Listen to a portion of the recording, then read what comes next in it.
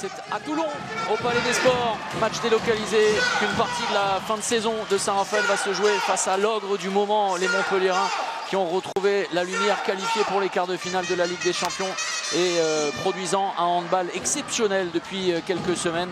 C'est un monstre qui se dresse face aux Raphaëlois, un exploit en vue, même si Montpellier, si le MHB poursuit sur son inspiration du moment, risque de faire très mal aux Raphaëlois.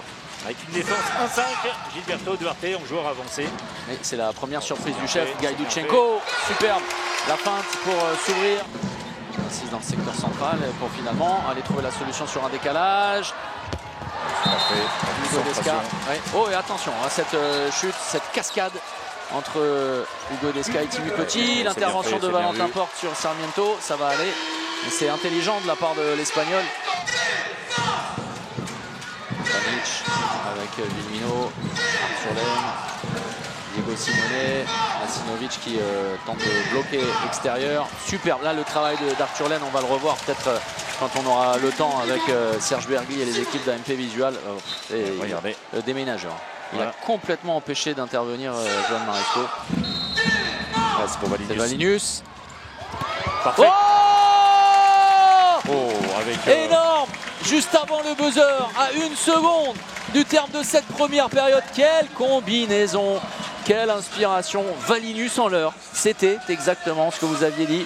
Et à la pause, c'est un +5, le plus gros écart de cette première période, 21-16. Vilmino, Valinius, pour le moment discret.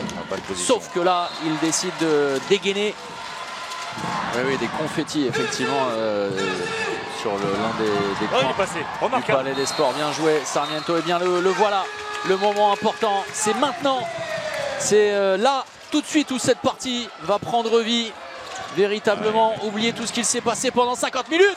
Oh, les frères d'Éric ont frappé à nouveau. La spéciale. Pendant des années, on soulignait le Sanachon à Nîmes, et bien pas très loin.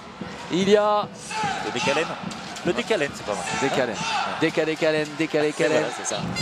Et elle l'a plutôt très bien géré. Baraché, le renversement avec Lubrano au premier poteau. C'est dingue. Ouais, franchement, quelle partie de Saint-Raphaël avec un effectif amoindri. On l'a dit, un manque de rotation. Les dernières minutes.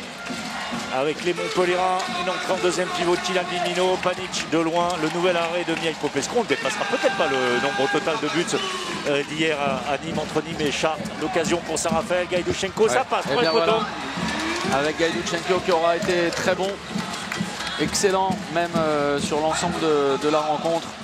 Il en aura suffi vraiment de très peu, mais je vais insister à nouveau, François-Xavier, le si loin, si proche dont on parle souvent, et ce fameux élastique dont on parlait, ça a été une réalité dans cette rencontre. Une constante. Et ce qui prouve quelque part également la maîtrise de Montpellier, même s'il y aura beaucoup à redire, comme le disait Arthurlen, à la pause sur la défense, parce qu'il y a eu beaucoup de buts.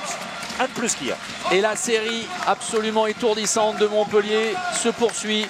La série d'invincibilité, elle est merveilleuse, toute compétition confondue. Le MHB est un grand d'Europe. Le MHB s'invite à nouveau dans cette course à l'Europe qui s'ouvre grande devant elle pour la saison prochaine.